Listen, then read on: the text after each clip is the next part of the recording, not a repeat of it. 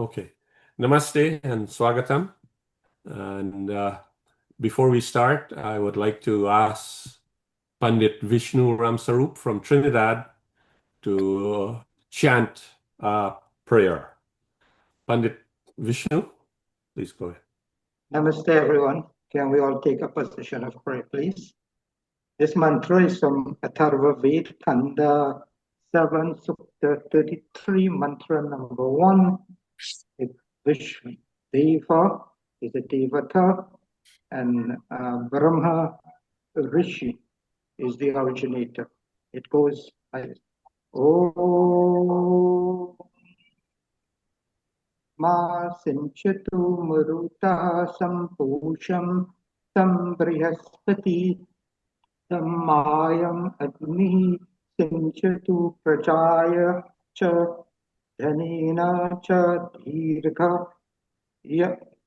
Dhirghayam Yuhu Prinotu Me Om Shanti Shanti Shanti.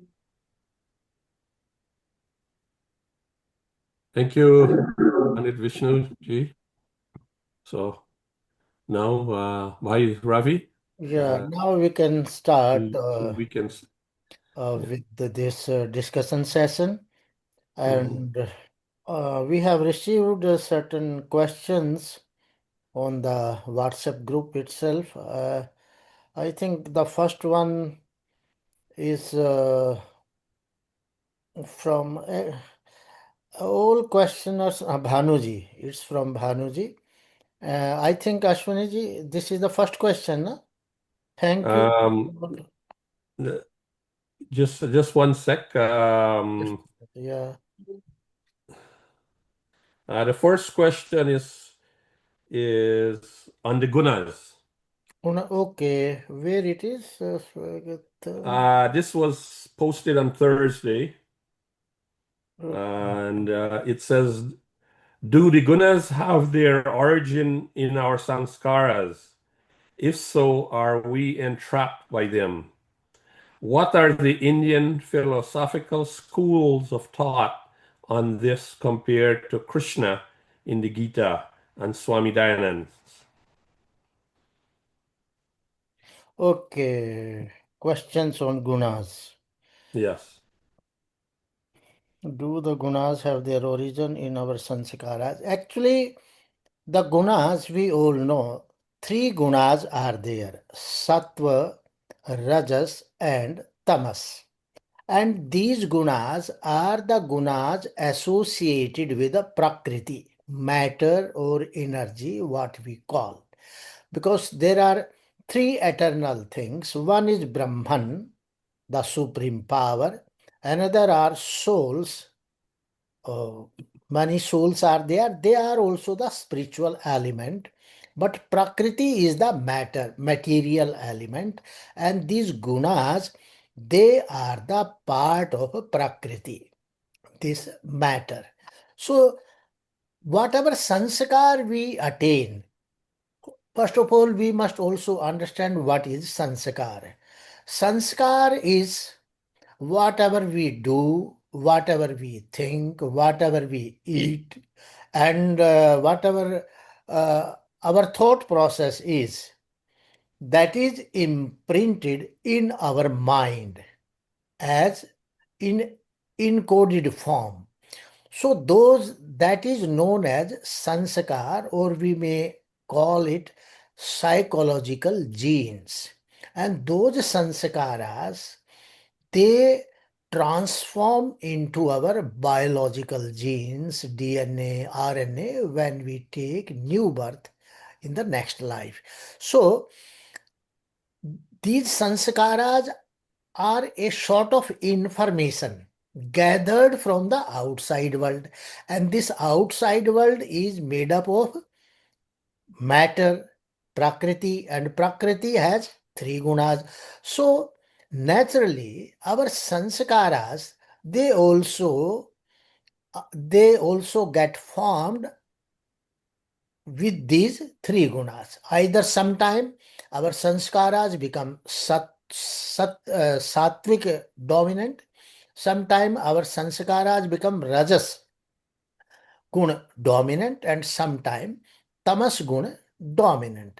And on the basis of the dominance of sattva, rajas and tamas, a human being gets his next life. If tamas dominance is there, as per Vedic philosophy, we get the life of species of some animals. If Rajo Gun is dominant, we become human being again. If Sattva Gun is dominant, then we become some yogi or divine beings, just like this is the concept. So this concept of sanskar, it has been quoted in Sankhya Darshan, because Sankhya Darshan, it says Sattva Rajas Tamasam Samyavastha Prakriti. Prakriti is the equilibrium form of Sattva, Rajas and Tamas. Now what is Sattva and what is Rajas and what is Tamas? Sattva means intelligence. Rajas means motion and tamas means inertia. So in this whole universe, we have three things. This whole universe is also intelligent universe. It is in motion and mass is there. Inertia is there. So this Sattva Rajas Tamas, and Swami Dayanand has taken this concept from that Sankhya Darshan, and actually this is the fundamental concept of Vedic philosophy, and Bhagavad Gita also support this concept. Now the next question is, I am humbly submitting my third question. It means some second question was also there. After this, second question, I am humbly submitting my third question on the last lecture and class discussion. This subject matter this matter piques my philosophical interest immensely. What is the relationship among gunas, karmas, the Jeev and Atma? What are the views on this subject as expressed by Vedic scholars, Indian school of thought and Shastras? Relationship between guna, karma and Jiva, Atma. As I told, Atma is a pure spiritual element. But this Atma has got this body. It's a means, it's a vehicle for Atma. Just like the boat is there, and through boat we try to go across the ocean. Similarly, this Atman has the boat of this body and it tries to go across or this ocean of the mundane world. So it is up to human being whether we make good use of this boat to go across this mundane world, or we ideally keep on sitting and not using it. So this human body is just like the boat, or it's a vehicle for the Atma, and this vehicle is made up or we have received due to our karmas and gunas. Guna and karma, they are interrelated. How come? I told, if we are sattva, tamoguna dominant, then we are going to get the body of lower species. If we are rajogun dominant, then we are going to get the body of human being. And if we are sattva dominant, then we will be born as a human being, but as a divine human being, some yogi or some high spirited yogi or seer, like that position will come. So this system, the body of the lower species, it is not going to help us as a boat or a vehicle. That is the bhoga yoni. You have to reap the fruits of all your karmas in that life. But in the human body, it's a vehicle also. You can transform your life through this body. And that transformation uh, can be done. It is your choice whether you use this vehicle. Just like somebody gives you a new car, it is parked in front of your house. It is your choice whether you, you know, drive it or not. So this human life has both type of system. It is a bhog yoni. As human being, we reap the fruits of the karmas of our past life, as well as we can make new karmas, good sanskaras to brighten our future.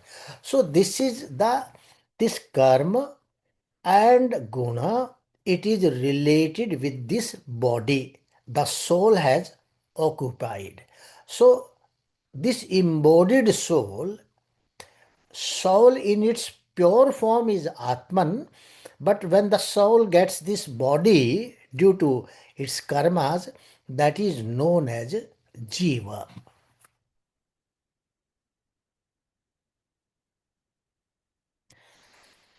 And now the next question is,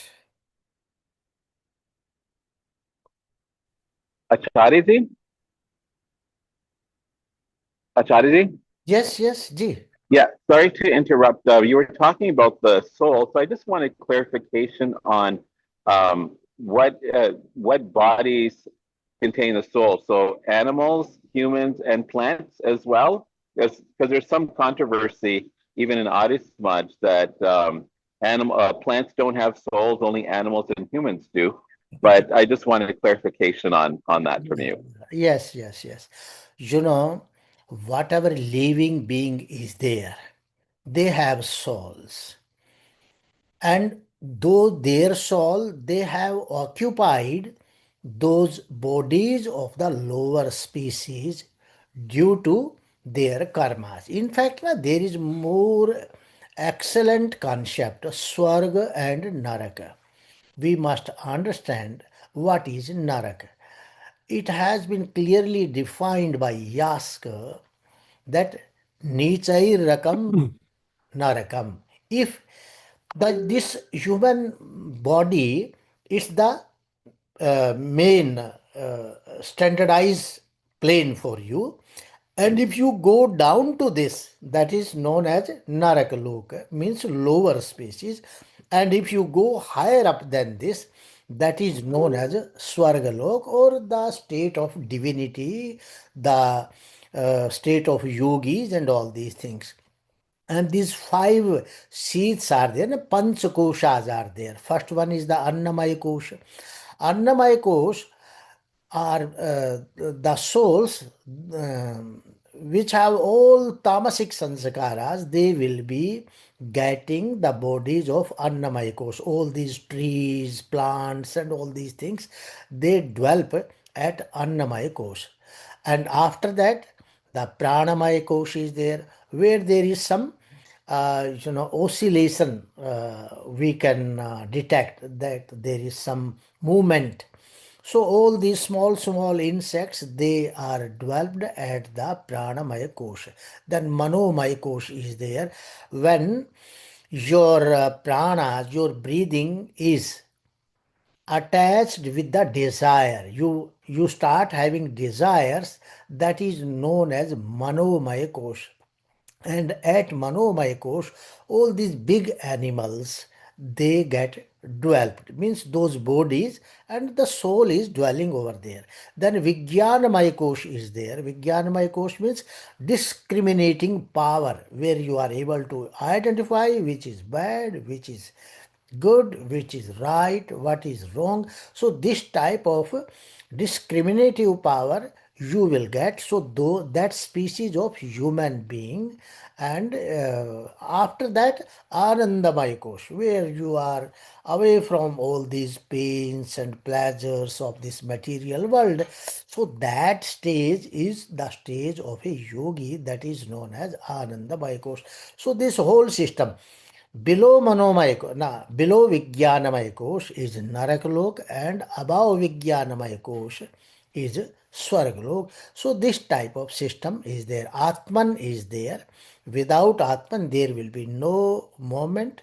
Without Atman, there will be no life. So every species, lower or higher, they have the life. Now they have the soul.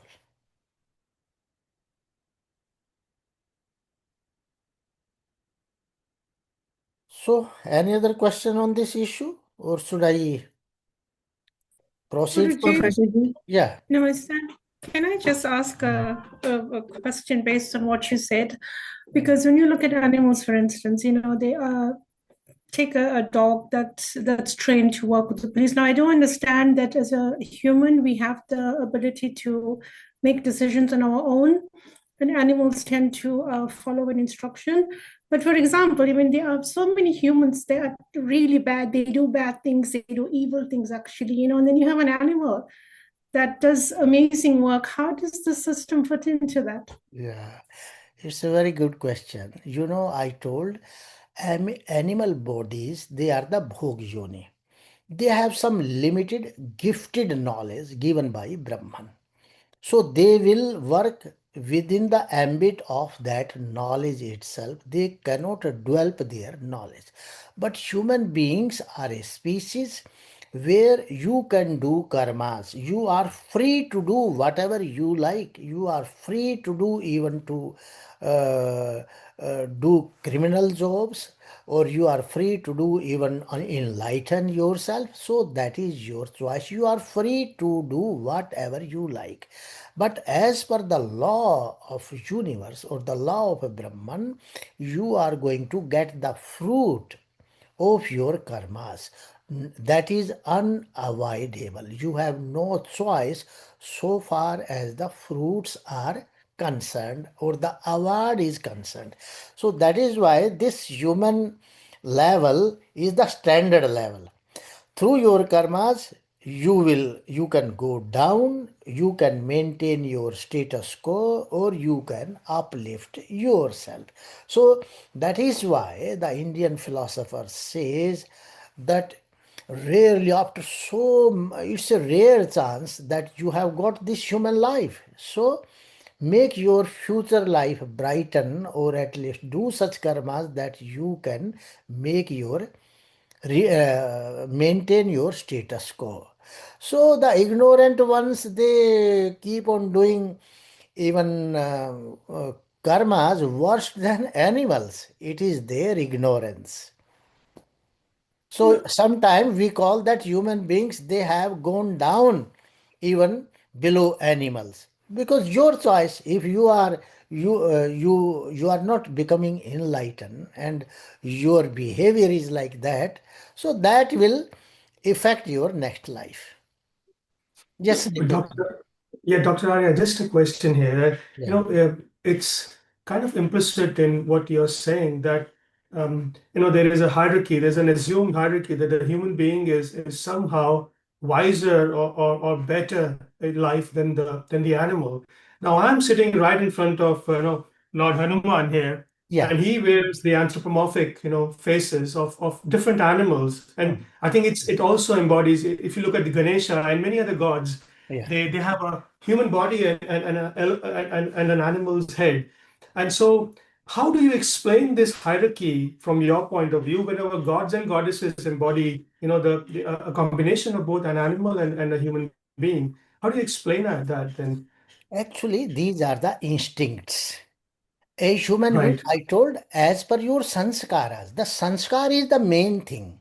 If you have embedded or imbibed the sanskaras of animal beings in yourself, then your animal sanskar will work. If you have good sanskaras, rajasic sanskaras, or a sattvic sanskar, and that depends upon your thinking, your company, your reading, your behavior, your eating, all these things, they are going to impact our sanskaras. So in a human being, because it's the wisest species in the world, but this wisest, whether you are taking its negative, You are doing the negative use of your this wisdom, or you are doing its positive use. That is also your choice, because if you are a wise person, then there will be no restriction with you. But for the animal, because it's not wise, I told that is bhog yoni. They are born because they have done all tamasic karmas in their past life. So that is why they were born as human being.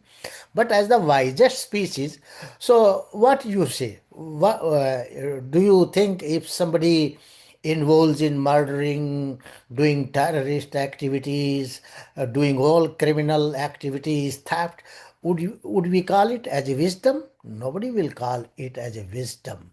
But because that you are now free, you have given the free hand by Brahman, so you are misusing that. And by misusing that, we are, you know, downgrading. That is known as patana.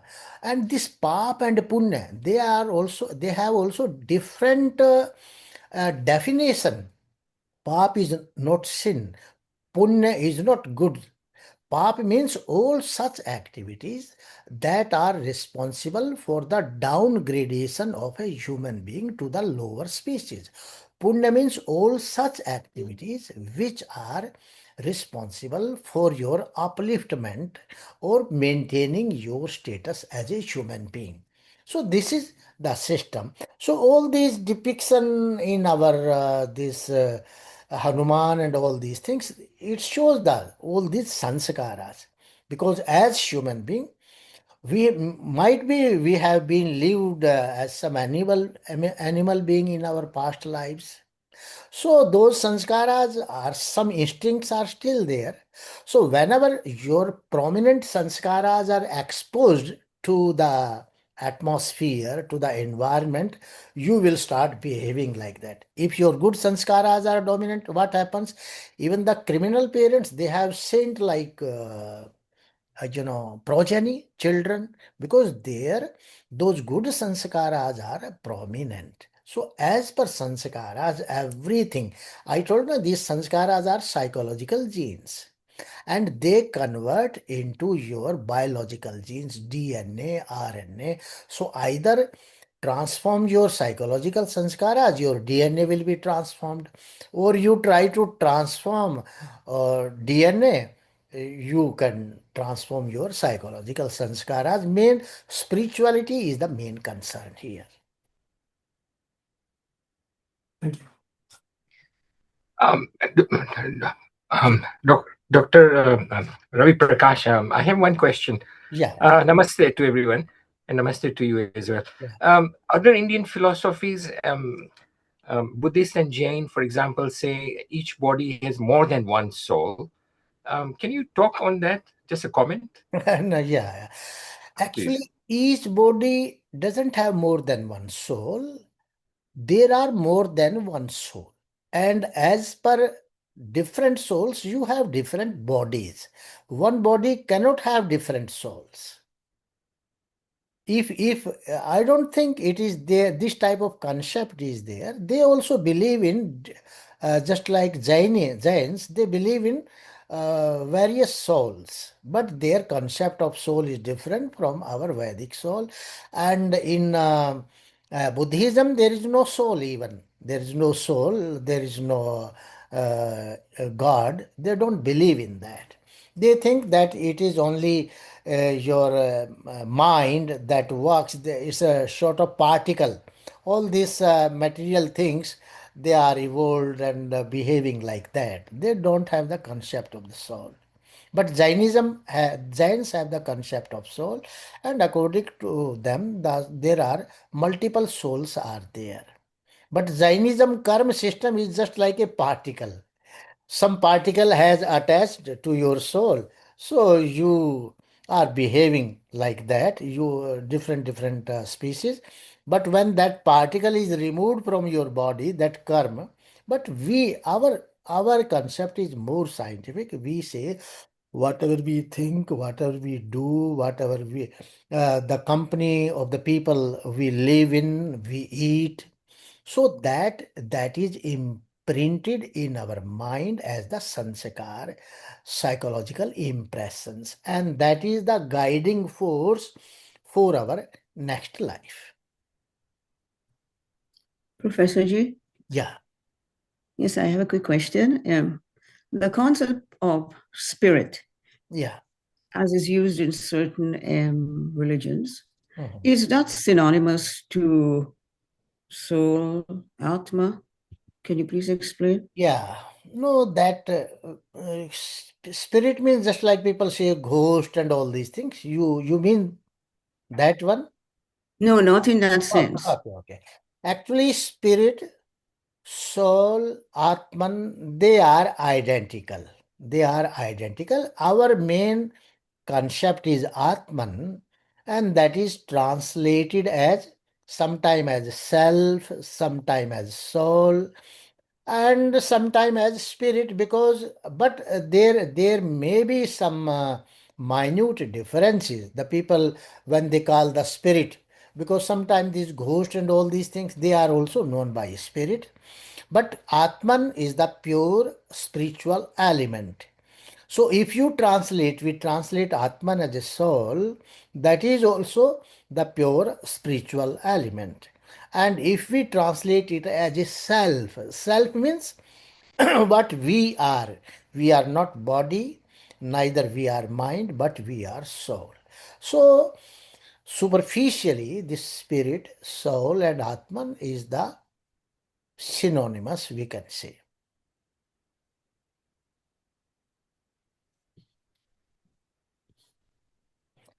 So now I can go to the next question. A very interesting question is there again, I think, from Bhanuji.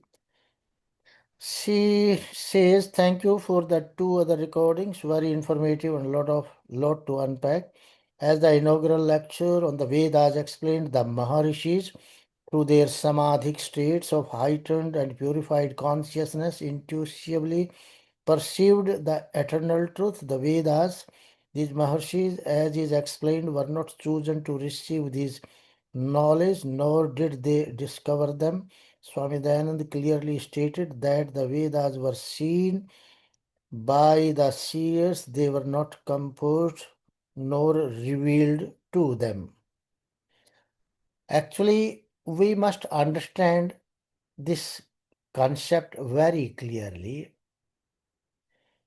There is no such controversy in Swami Dayananda's statement and what I am saying.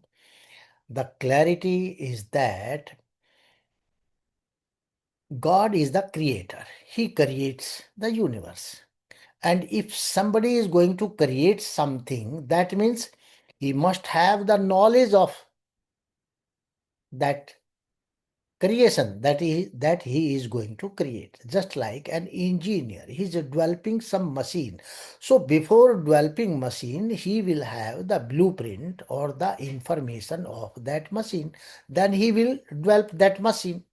Similarly, before creation of the universe, this information of the entire universe is already there with Brahman. Just like the seed has the information of the future tree. If the seed has the information of mango tree, there cannot be no other tree can develop out of it. So when Brahman is supposed to have the information of the entire creation, and when he starts creating universe, then the same universe will be created as the information of which is being had by Brahman. So now the first information is there in the Brahman, just like the first information is there with the engineer who developed the machine. So whenever that machine is developed or this creation is created, what will happen? Its information which was in the mind or in the mind of the engineer of the machine, it will come into existence in this universe. And the third person who did not have earlier that information, he can get this information now. So Brahman is the primary person who had the information of universe. And when he created the universe, the seers who came first on the earth, they had the sakshatkar. In fact, the word revelation is coined by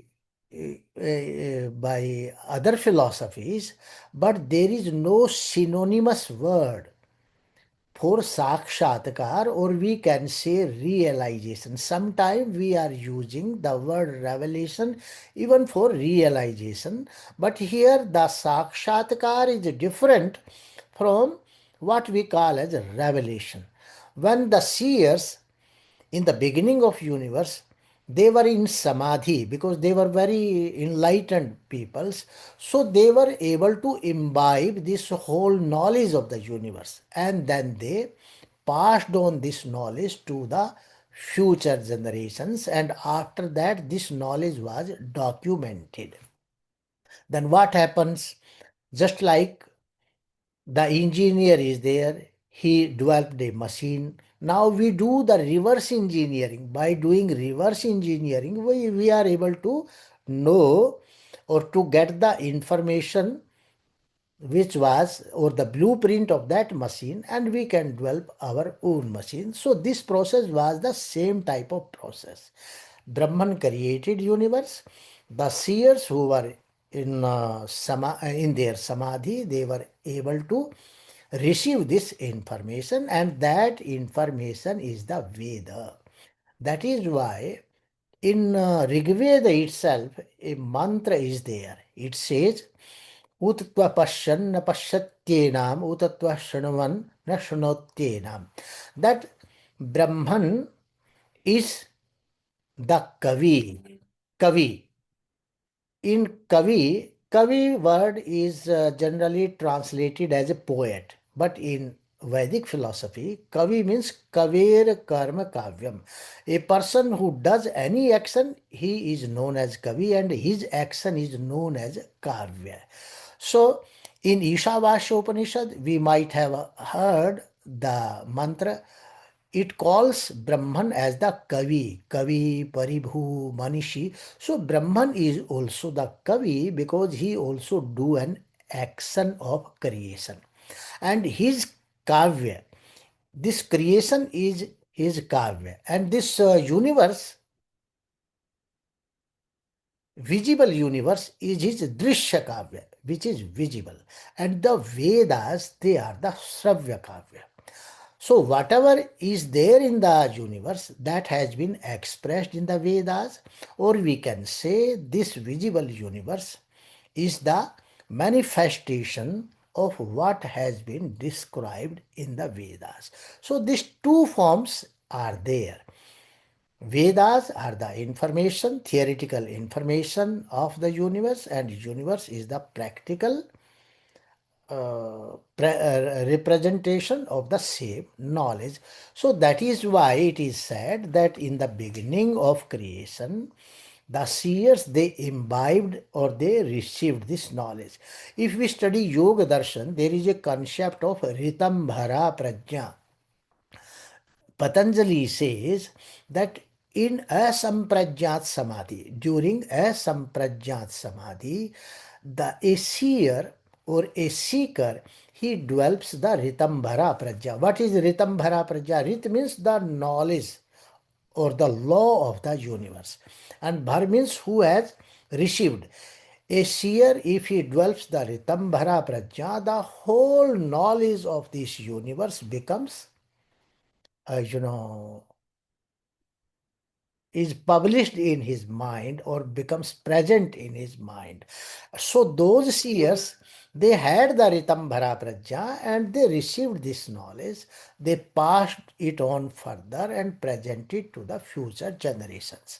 And there are shlokas in our Shastras, just like in Shatpat Brahman, it says, Agni Vayu Ravibhyastu Trayam Brahma Sanatanam Dudoha Yajna Siddhyartham Rig Yaju Sama Lakshanam.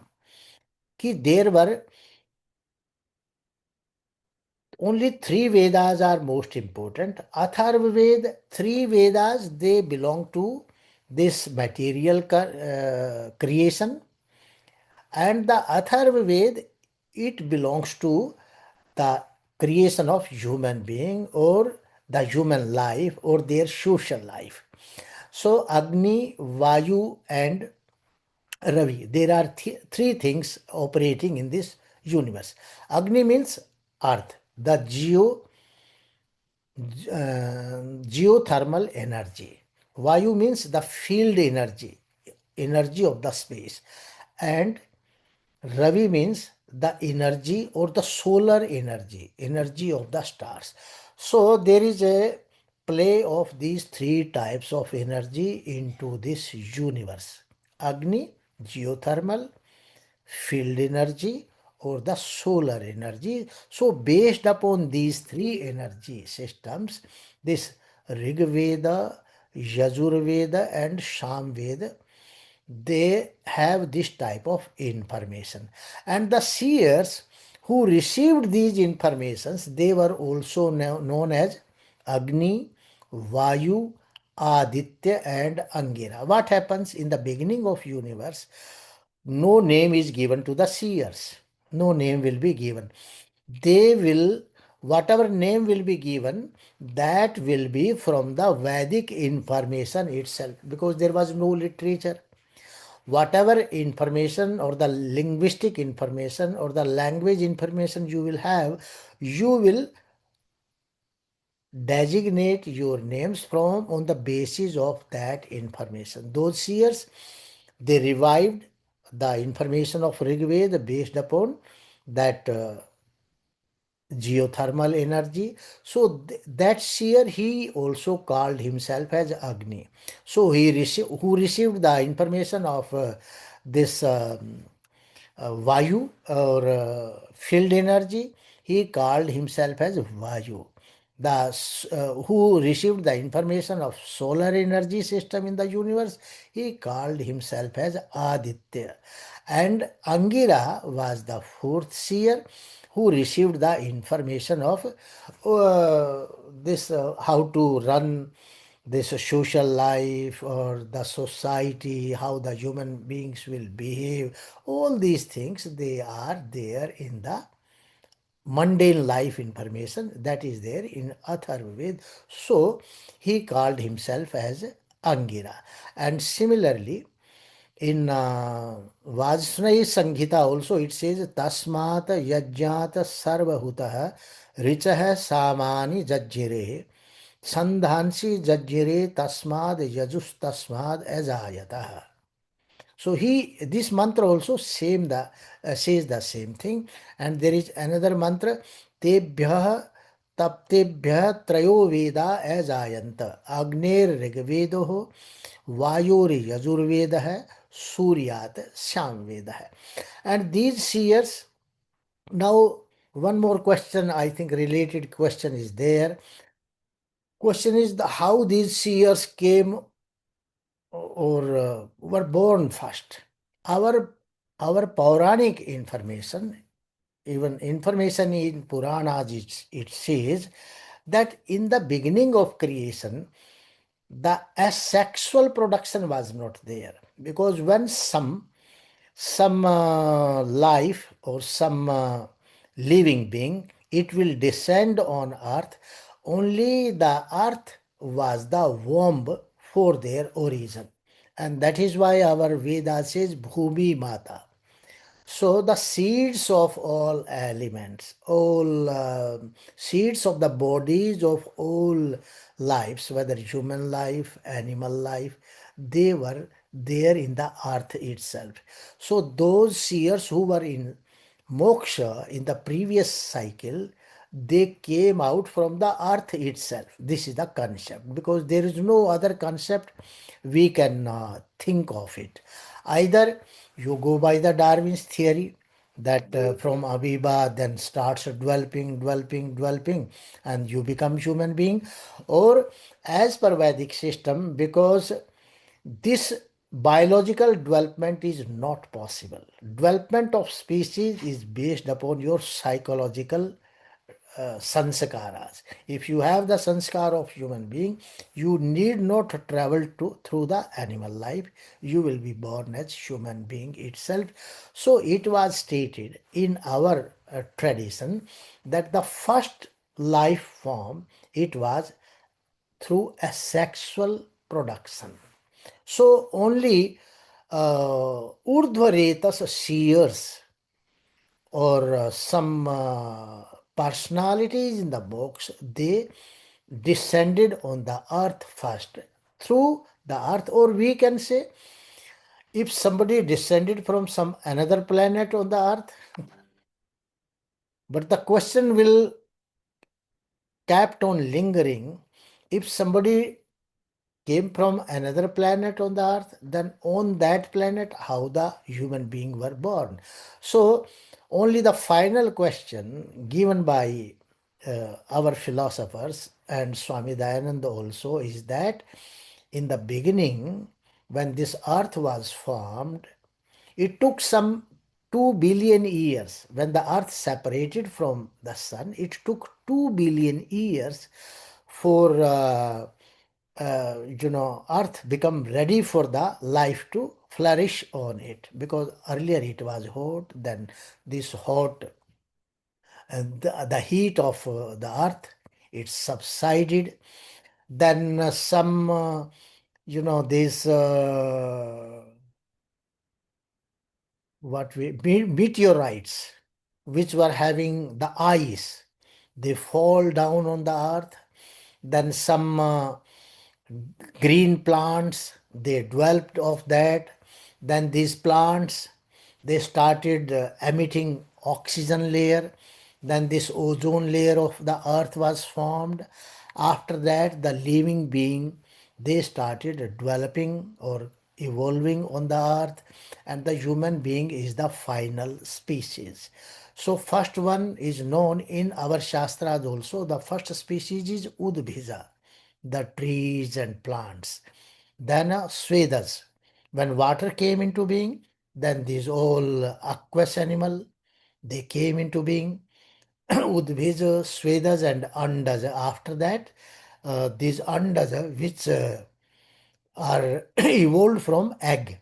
All those animals, they came into being, and finally the human beings came into being.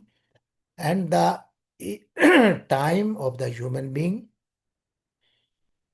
to come on the earth is estimated as 1.96 billion years.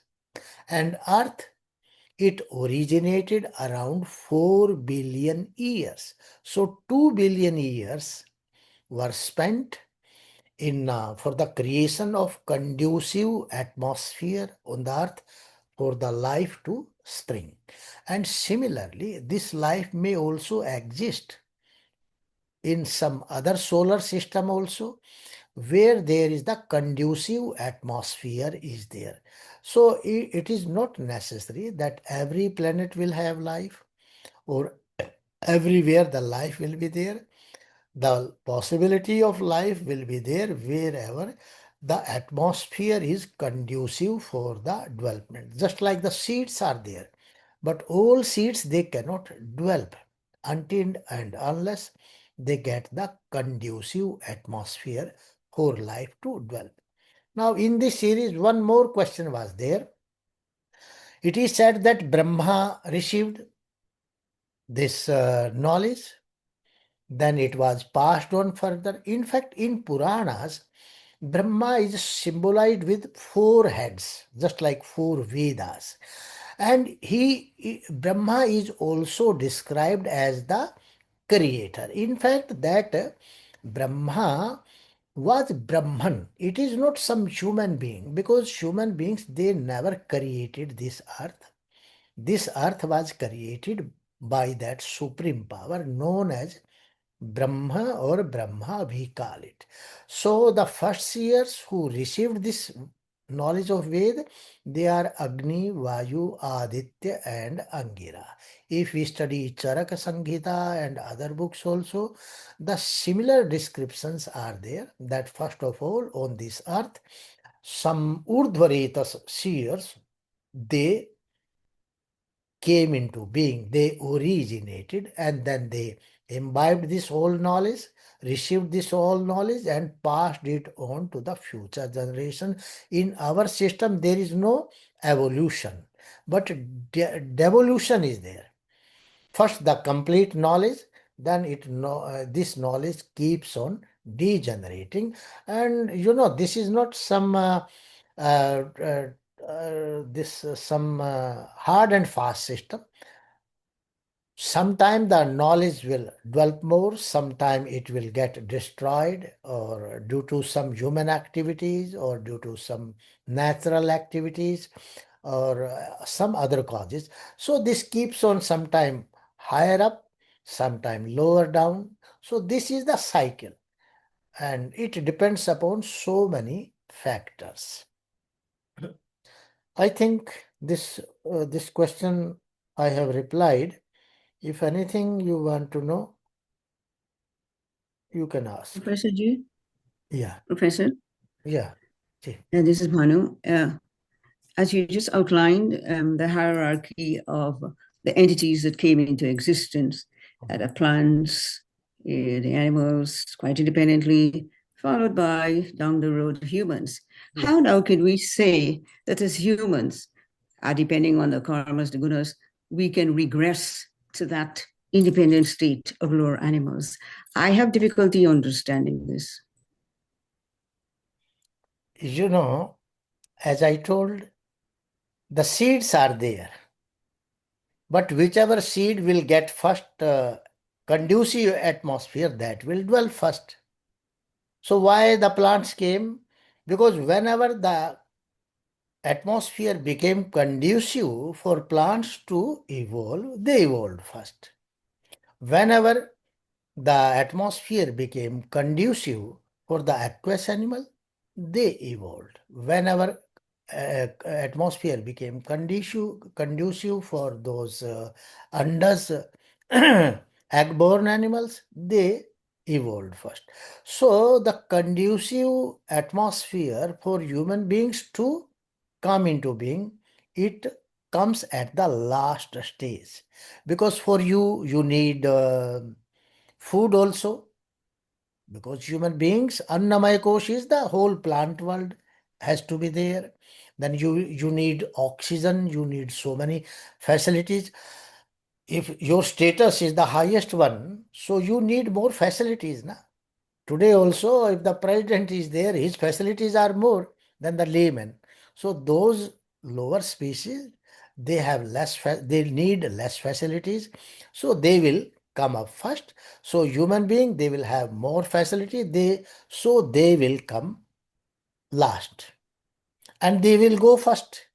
When this whole world is going to be dissolved, then human life will go first, and then the other lives will go. So just a follow-up question. Mhm. If we take a snake, we can say that the karma of a snake is to bite to defend himself, nothing else. So how can that snake extricate itself from that karmic state to elevate to a human? Yeah. Impossible. Yeah. What happens? Let me explain this one also. When the snake bites you, he is not going to do any karma. It is his nature. He will bite you. The lion will eat you. It is his nature. But when his karmic sanskaras will get exhausted, then he will become human being. Suppose you have done so many tamasic sanskaras, you will start getting birth from animal, and you will go down to the last species, plants. After, if you are in the life of plants life, after plant life, you will become human being automatically. But it is not necessary that a snake, the soul of a snake, will come in the will get the body of the human being. Maybe he may go lower down, or he may come directly from snake as a human being.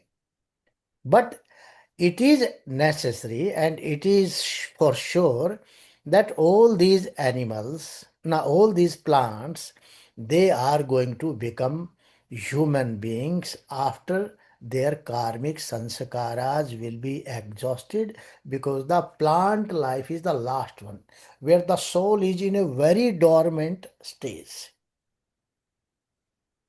So what if the snake is going to bite you, he's not doing any new karma. But if you are going to kill the snake, and people will kill him also, kill the snake also, because it is his punishment. For that purpose he got that species. But you may also do your new karma also. So the whole onus is upon human beings because they are free from that onus. That's why they have gone to that species. Just like you are driving a car, you are supposed to not to hit anybody else and to save yourself from the persons who are coming behind or other persons. So the onus is upon you not to kill and to save yourself, because it is their habit, they will bite you.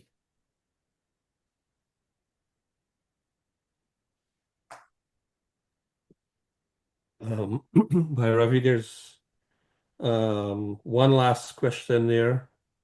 Yeah.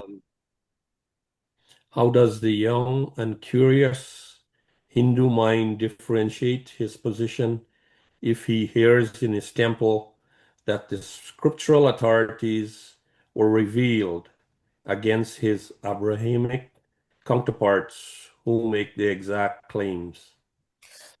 I told you now, in our Vedas, the word is sakshatkar. But there is no choice, because the English vocabulary is not exactly corresponding to our, or just to define our vocabulary. Just like pap, people call it sin, but it is not sin. So we don't have any choice. So we call that sakshat as a revelation. But I told, our revelation is different from the revelation of other civilizations. They have used it in a different sense, and we have used in a sense that I have described. Just to receive that blueprint of the universe in samadhi. That is our revelation. And you may also say that God is not going to reveal this knowledge to everybody, because only the deserving person will receive it. If you don't have the practice of asamprajat samadhi, and you cannot, if you are not a yogi, you cannot receive it, because you will have to develop your receiver to that highest level so that you may receive that knowledge. If somebody has a some telescope and you don't have, so through that telescope he can see far off things, but we can't. So this is the instrument in our mind. We will have to develop our mind to such a level that we can receive that knowledge. It's not Agni, Vayu, Aditya, Gira. Anybody can receive, provided he has developed his mind as an instrument. Mind is your instrument to that level that you can receive, or to that frequency where this knowledge is available. Just like radio stations are there, there are so many frequencies. Whatever is transmitted at a particular frequency, the same frequency receptor will receive it, not others. So this is the thing.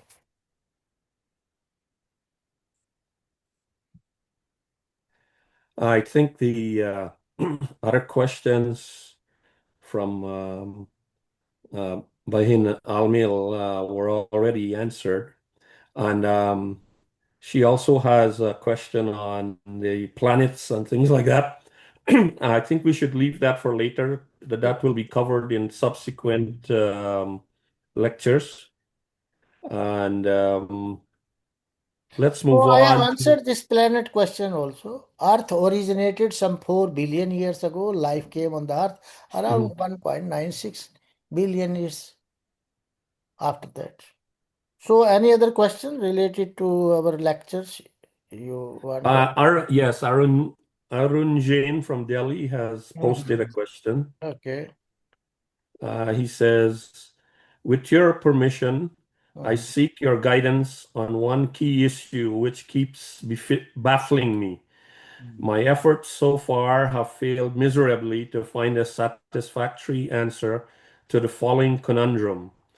I'm unable to find the link or the consistency in definition of the three gunas, sattva, rajas, Okay, okay. and as defined in chapter 14 of Gita.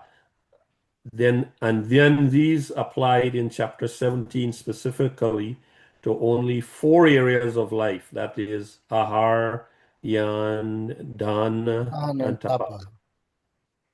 Tapa. Um, Yeah, it's a very big question. Let me, for instance, taking no action in actually whatever Arun is thinking about sattva, rajas, and tamas, his definition is not correct. Sattva means intelligence, it is not goodness. Rajas means motion, it is not passion.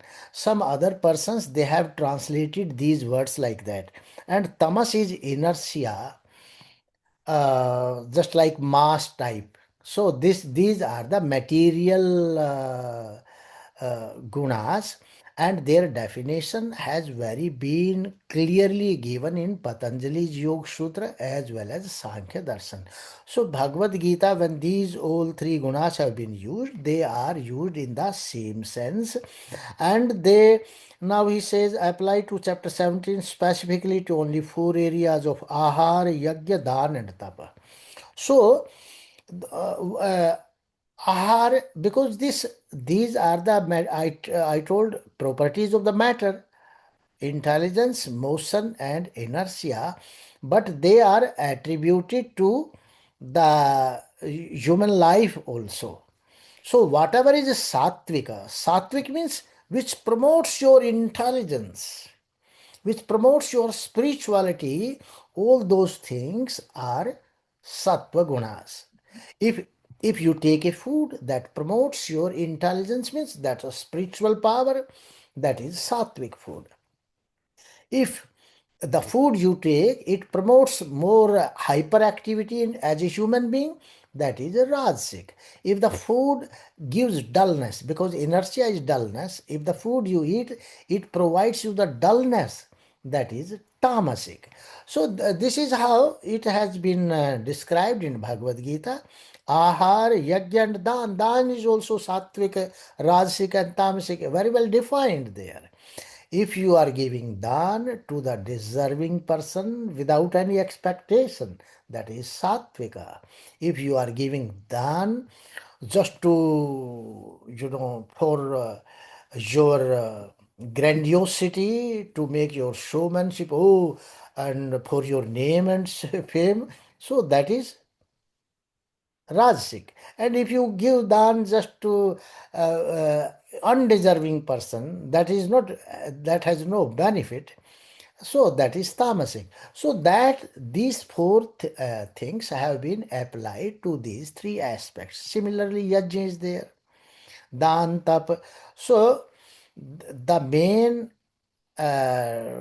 gunas are from Prakriti, intelligence, motion, and inertia. So, whatever your activities, so yaj is also described in Bhagavad Gita very well. This is tamasic yajna, this is sattvic yajna, this is. So, that with all these your activities, I told you, they will promote your sattvic, rajasic, or tamasic sanskaras, which are going to be responsible for your next life. So, this has been described here. Now we have two questions from Pandita Usha Thakur from Mississauga. Mhm. First one is, in which language did the seers got that information in Samadhi? And second, was Sanskrit the base language at that time? How the seers received this message? Yeah, I told Vedic Sanskrit. Sanskrit is different. Laukik Sanskrit is different. Vedic Sanskrit. There just, for receiving information, no language was required. Understand? Just like a person who is dumb person is there, is not able to speak. For gaining knowledge, he need no language. When the knowledge has come to you, language was required when it was communicated to the other persons. So the seers, they received this knowledge, and whatever knowledge, what this Vedic Sanskrit they had, so they passed on or communicated this knowledge to the Vedic Sanskrit.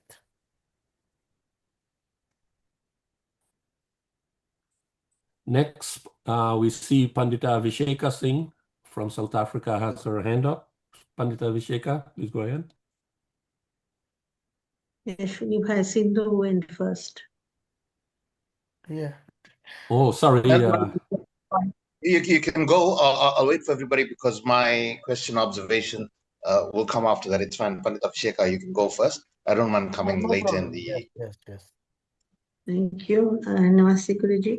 Namaste. Referring to your last week's lecture, right, you had mentioned the early Puranic seers and later Puranic books.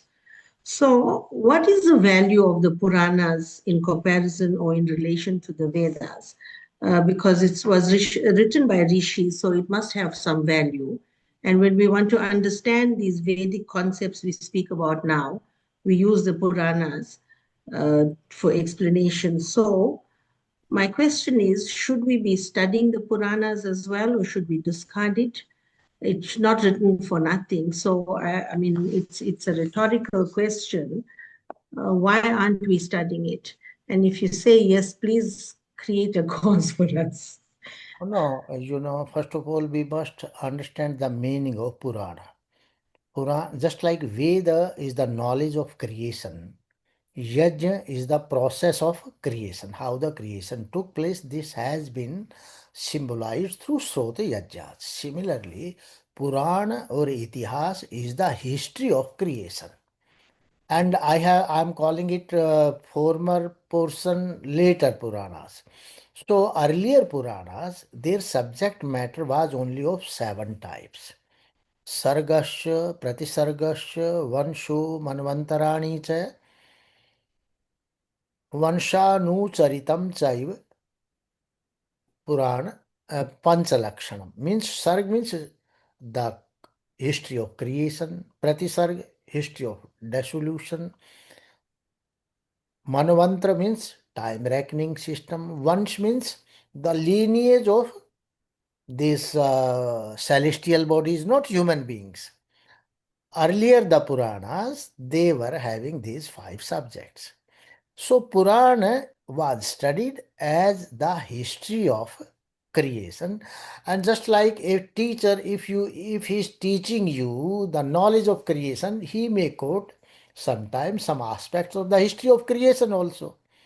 That is why there were some in Chandogya Upanishad and all, we find such sentences. Itihas Puranabhyam Vedam Samupabrangheta. With the help of Itihas and Purana, we can explain and elucidate Veda. So that was there, but what happens after that? Lot of interpolations have crept in the Purana. Just like Manusmriti is there. But out of 2000 slokas, more than around 1000 slokas are interpolated. There is no problem with the Puranas. But a layman, he will get confused because everything written in Puranas should not be taken as truth. Okay? You can go by those portions which are more scientific and reasonable or rational.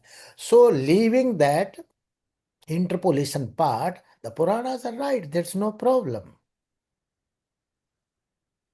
But Manusmriti also the same problem is there. A lot of interpolations are there. So those interpolated portion has to be discarded. So otherwise it's right, because everything, so many things I'm talking about, it is based upon Puranas. Puranas, whatever we call as Puranic mythology, in fact, that is some astronomical symbolism, symbolizing some astronomical things.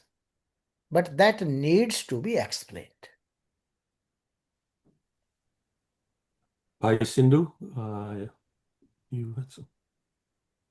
Yeah, namaste, everybody. Today, a little bit more of observation than a question, and maybe Prof can just expand a little bit. Yeah. On the Satyarth Prakash lecture, Prof, you did the comparative study, Abrahamic religions and the Vedic philosophies and Vedic systems, and you broke it down into the various categories and areas, and so we can see clearly, the fundamental or foundational differences. You also mentioned the soul.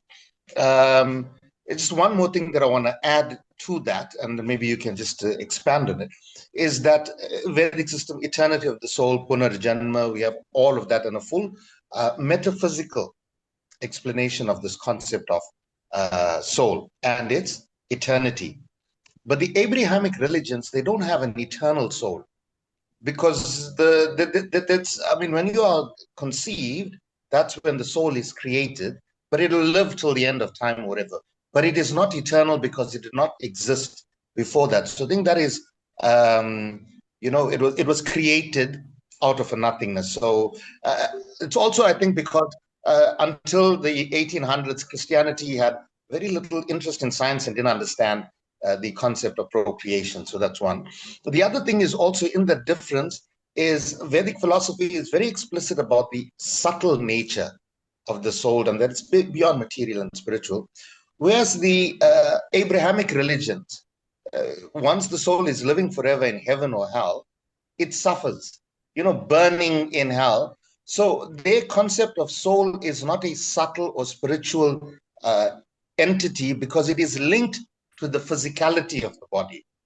I think that's a thing to think. And then along the same lines, Prof, with coming into the next lecture series, Introduction to the Vedas, you spoke about touching on the soul, Purusharth.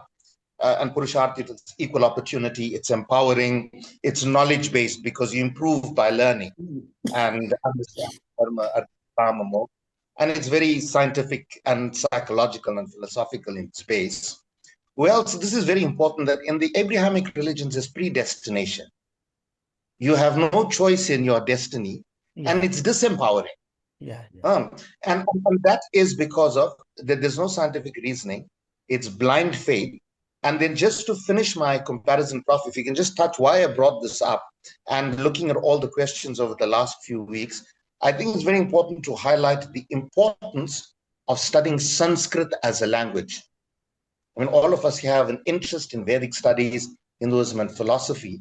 And looking at some of the questions, some of the things I learned, I think, I mean, even if you don't have to do postgraduate level Sanskrit, there are at least a few years of good Sanskrit where you understand, firstly and most importantly, is the concept of dhatu, how words are formed, sandhi, coming together, because they will explain a lot of the attributes of God.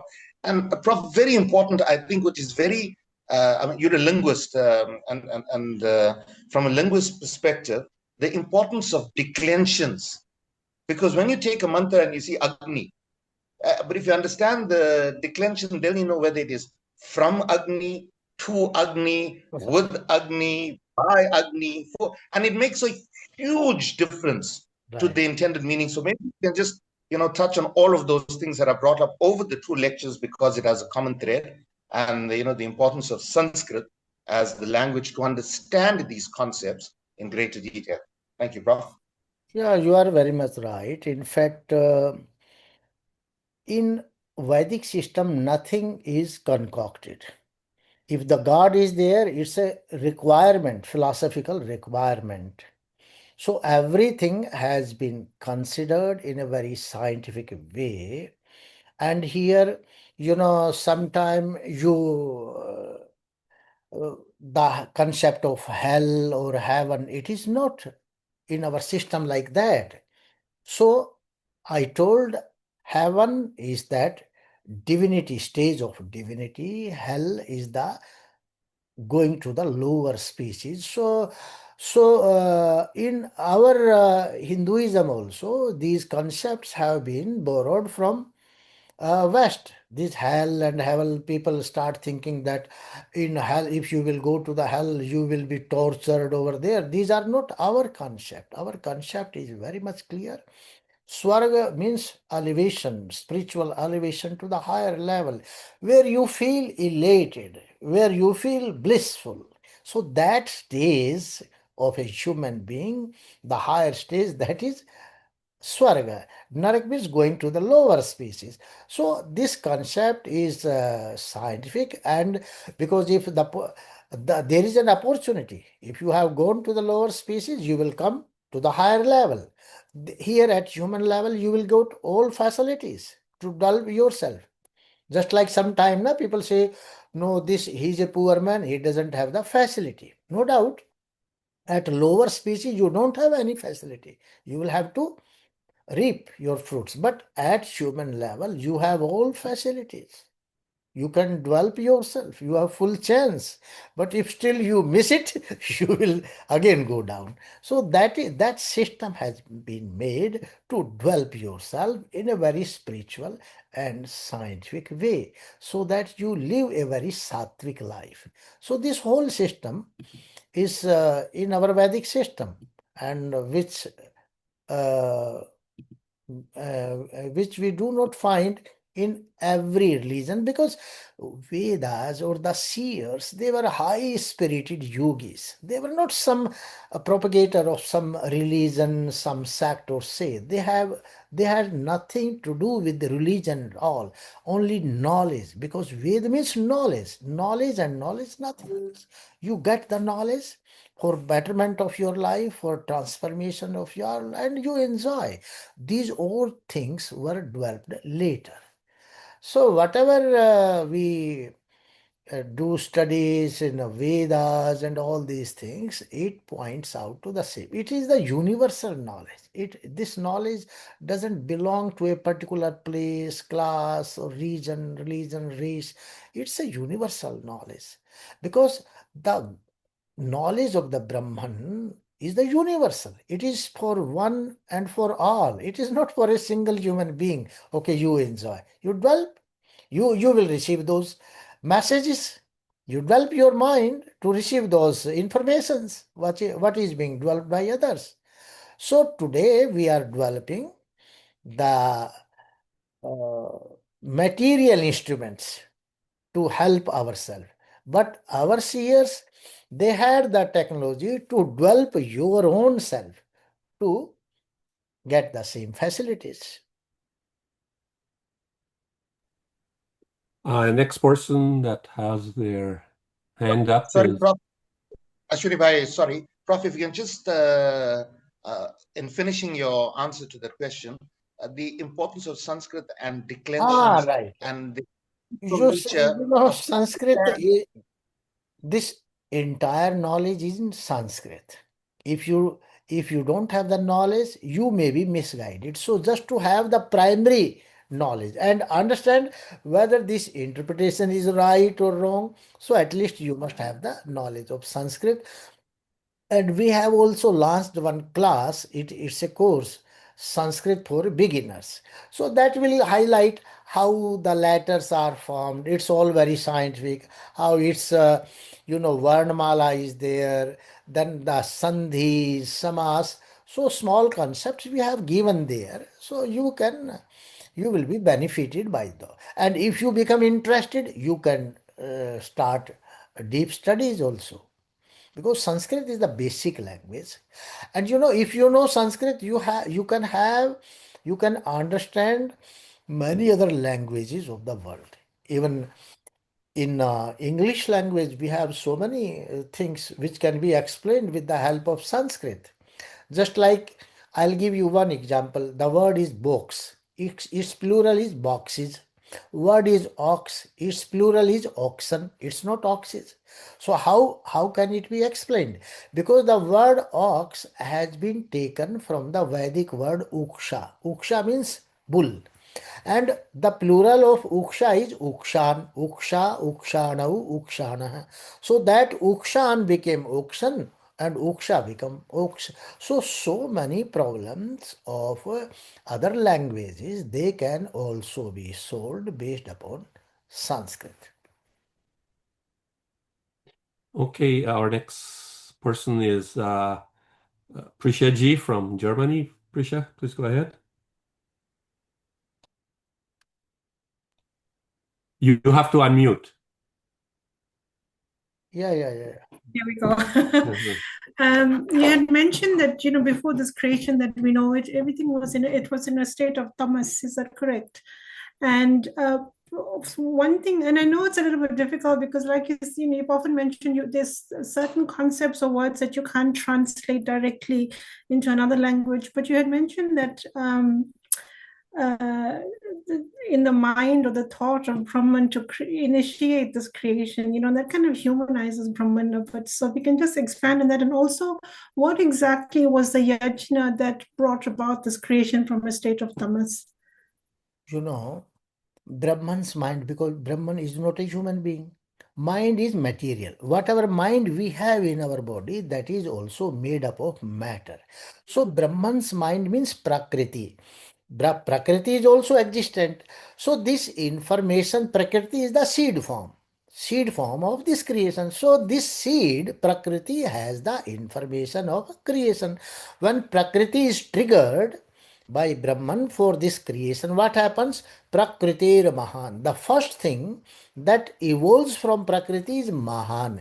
And Mahan means intelligence. Intelligence means information of the creation, and based upon that information, that ahankar will be created. Ahankar means sense of individuality, because so many individual items will be created, and after that this panch tanmatras mahabhutas, they start evolving. This is the whole concept.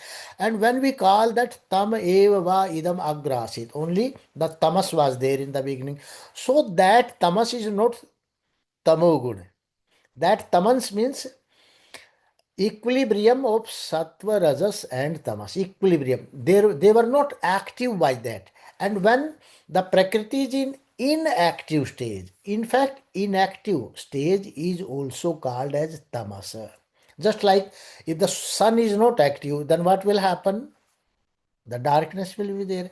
So inactive stage of the prakriti is known as tamas, and that is equivalent to inertia, because there is no movement, nothing. When Brahman through his because Brahman is the spiritual element. Once I also told that material things cannot be moved without some spiritual element. We put a glass on the table, that glass will remain on the table until and unless it is moved by some living being. So, for the motion to bring in, the living being or that spiritual power is required. That is why we coined the idea of Brahman. So, that spiritual power in a cyclic, when the cycle starts for the creation, it triggers that Prakriti, and then the motion starts and the whole creation, whole world is created. So this is the whole concept in nutshell. Just like Okay. that mantra is there, na? What is that? In in Havan mantras, we also called Ritansa Satyansa Vidhatta Pasu Vadhyasayata, like that we say, na? In the beginning, from the tapas, means from the idea of Brahman, this Satya and Rita, they came into being first. Rita means the law of regulating law of the universe. If the universe will not be regulated, then what will happen? The chaos will take place. So the regulating law as well as this Satya, this Prakriti was activated by Brahman. Next person with their hand up is Pandit Vikrant from Detroit. Pandit Vikrant, go ahead. Yes, Vikrant ji. Thank you, Bhayashwani. Thank you, Acharya. My question was, now you had talked about souls possibly living in other solar systems. And so I understand that perspective, but I know in Satyarth Prakash, I believe it was actually I have um, the translation as well as the Hindi verse, that Rishi Dayanand says that humans and souls were living on the sun. I'm wondering if that was a misinterpretation by Right. one of the scholars. No, what happens? Swami Dayanand is talking about Vasus. Vasu means the bodies, heavenly bodies, or the factors they that help the evolution of life. So some translator he has misinterpreted it and he showed Vasu means where the people live. That's not Vasu. Vasu means that which helps the life on the earth. So these sun and all these things, they are Vasu. Ashta Vasus are there, na? 11 Adityas, na 12 Adityas, 11 Rudras, 33 types of Devatas are there. So among those, Ashta Vasus means 8 Vasu. This Prithvi, Jal, Agni, Vayu, Akash, 5. Then this moon, sun and the constellations, these make the Ashtavasus. So these 8 Vasus, they help in the inhabitations or evolution of life on the earth. So that is a misinterpretation. In my translation, English translation of Satyarth Prakash, there are no such misinterpretations. Thank you, Acharya. If you don't mind, can I just read that passage because I have that in All right, Hindi. you can read. I also know Yeah, I have amended yeah. it in my translation. Right. I'm glad you did, and thank you for specifying because I know that's from my perspective, I said, okay, No, perhaps In Satyarth the Prakash, there are Hanji. many such anomalies which should have been removed by their editors, but they did not do it. But I have removed. Right. In Satyarth So Prakash, it's at meant one place, he says that Columbus or Vasco da Gama came to India. Yeah, Columbus came to India. In fact, Columbus went to America, na? America. Yeah, yeah. And in Satyarth it is written instead of Vasco da Gama, it is written that Columbus came to India. So that's wrong. So Those are these right. things should have been amended. There are so many amendments. Just like in when we'll start this chapter, the next chapter will come on Satyarth Prakash. There is written Ji. that धाय का दूध पिलाए, nurse the feed the child with the nurse will feed the child. So there dhai means cow. If the mother is unable to feed the child due to some problems or Uh-huh. so then the child can be give the milk of cow. But these translators, because there was a name na Panna Dhai. Dhai means Dhatri. So cow in Ayurveda is described as mother of all mothers. Even if the Uh-huh. mother is not having milk in her breast to feed the child, she is advised to take the milk of cow and she will have the milk in her breast. So these are so many misinterpretations are there. We have rectified it, and whenever these lectures will start, na, I will also try to explain those. Okay, so in the Hindi ones as well, I guess there would be potential mistakes because in this one it says Swami Dayanand ji लिखते हैं Ah, Surya Chandra आदि लोकों में भी मनुष्य आदि प्राणी बसते हैं वेदों का अध्ययन और कर्मों का आचरण वहां भी होता है जी नहीं, वो सब ये था कि भाई देखो, सब लोकांतरों में आदमी हो सकते हैं। वो मतलब है, वो तो क्या है कि वसु शब्द है, और वसु का अर्थ है जो बसने में सहायता करते हैं। तो सूर्य चंद्र आदि भी पृथ्वी पर लोगों के बसने में सहायता करते हैं, क्योंकि बहुत फैक्टर से बिना सूर्य की लाइट के तो आप पृथ्वी पे जीवन नहीं रह सकता। चंद्रमा भी देखो, ये हाई टाइड्स लो टाइड्स सब बिल्कुल चंद्रमा के कारण है। और जो लुनेटिक फीट्स हैं लोगों में, पूर्णमासी के दिन ज्यादा होते हैं, चंद्रमा मनस हो जाता है, तो माइंड पे बड़ा प्रभाव डालता है। और ह्यूमन जो मेंस्ट्रुअल साइकिल है वो भी चंद्रमा के कारण ही है, क्योंकि चंद्रमा का जो साइडियल डे है ना वो 27 दिन का होता है। तो मेंस्ट्रुअल साइकिल भी मोस्टली 27 दिन की है।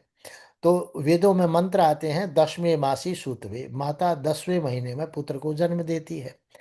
अगर आप सोलर मंथ देखेंगे तो 9वां महीना है ना। अगर 27 से करेंगे तो 27 वो 10वां महीना है। तो वेदों में साइड्रियल मंथ को बताया गया। तो ऐसी बहुत चीजें हैं जो, क्या है कि स्वामी दयानंद तो डिक्टेट कराते थे, डिक्टेट करा के उसको बोलते थे। स्वामी दयानंद स्वयं नहीं लिखते थे। तो जैसा आप डिक्टेशन में दिया, तो कई बार जैसे मैं लिखता हूँ, मेरे में बहुत गलतियां मेरे लिखने में ही छूट जाती हैं। अश्विनी भाई वगैरह ये सब बताते हैं, ये छूट गया, ये छूट गया। और जब आप डिक्टेट कराएंगे और लिखने वाला जा, उसमें जब स्वामी दयानंद जब इन विचारों को लेके आ रहे थे, और जो पंडित लोग थे ना वही लिखते थे, वे सब पौराणिक थे, उनको इसका ज्ञान नहीं था। वो फिर अपने पौराणिक सिस्टम में जो समझ में आता था वो लिख लेते थे। तो वो जो था उस प्रकार की एडिटिंग नहीं हो पाई। और अब भी इसको नेग्लिजेंट, नेग्लेक्ट लोग करते हैं, और ऐसी चीजें अब भी है, उनको सुधारने की जरूरत है। धन्यवाद आचार्य जी। मेरा एक और प्रश्न था, बट आई डोंट नो किसी और ने पूछना होगा। हाँ हाँ, पूछो पूछो। I'll say it in English. I think maybe हाँ, it'll benefit या everyone. हाँ यस। जी। So my question was, so many years ago, you were actually the first one when I had questions on the mantras, and I was wondering, why is it that the Gayatri mantra that comes from Gayatri Chand is only 23 syllables, and बहन शोभा जी, पंडिता शोभा जी ने आपसे I think प्रश्न पूछा, then she had, and because I was asking quite a few people, and you were the only one who was able to explain that the chand may be perfect in themselves based on 24, they go based on four syllables, 24, 28, 32, etc. But the mantras themselves may have one syllable more, one syllable less, because we were talking about Sanskrit, and actually two syllables more and two syllables less. Is that also so? When the seers receive the mantras, or they in their divine enlightenment, they got the mantras. Was the chand part of that system as well? And when you talk about Bhurik and Samarak, if you can just elaborate on that, please. Right. You know, this Chanda system is astronomical concept. When Earth revolves around the sun, then sun is perpendicular or have its projection on different parts of the earth. In Uttarayan, sun has its projection on earth at 23.5 degrees south of equator. So 23.5 degree means 24. So generally, and Jagati Chand is 23.5 degree north. So 24 degree down and 24 degree up. Total makes it 48. So line of Cancer is Jagati Chand and line of Capricorn is Gayatri Chand. In between, you keep on increasing by 4. You will have all chandas, their measurements, numerical measurements. So Gayatri Chand generally have 24 syllables. This is not only the Gayatri Chand. Om Bhur Bhuvaswah Tat Savitur Varenyam. We call it. It's not Gayatri. There are so many Gayatri Chandas in the Vedas, but the problem is that this mantra is written in Gayatri Chand and its name is also Gayatri. That's all.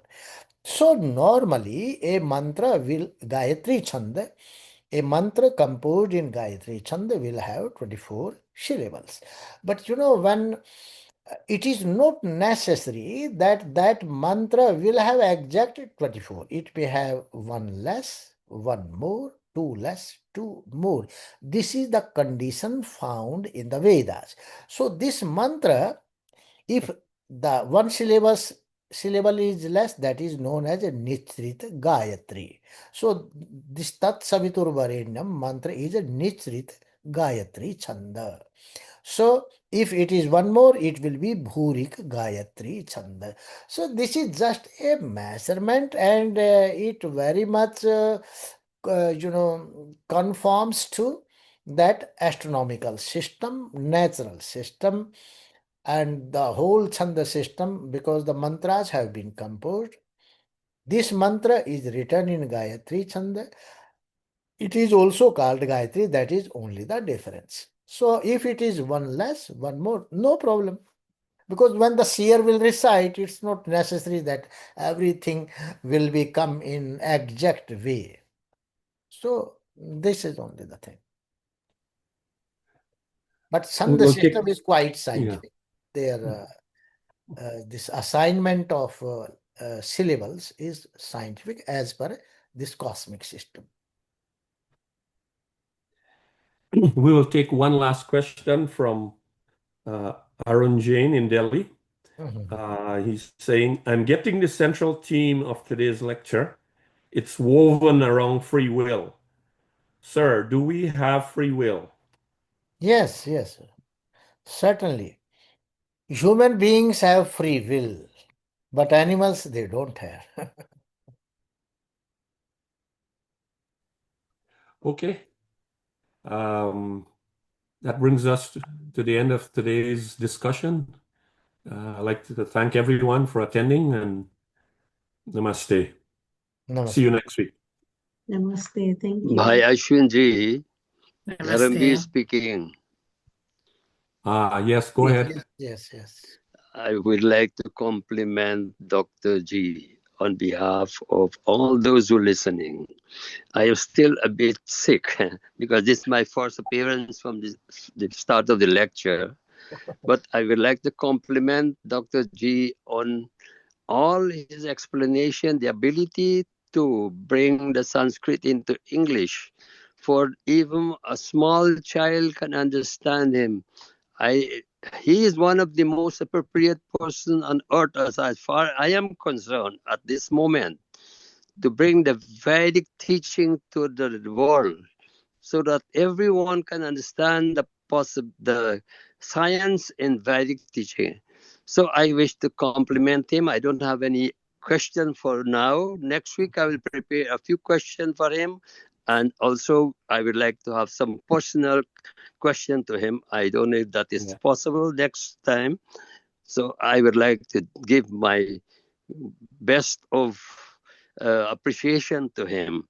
And I do appreciate very, very much. So thank you, Dr. G, for your ability to do all this great work for the betterment of humanity. Thank you very much. Thank you. Thank you, Dharamveer ji, and thanks, and namaste.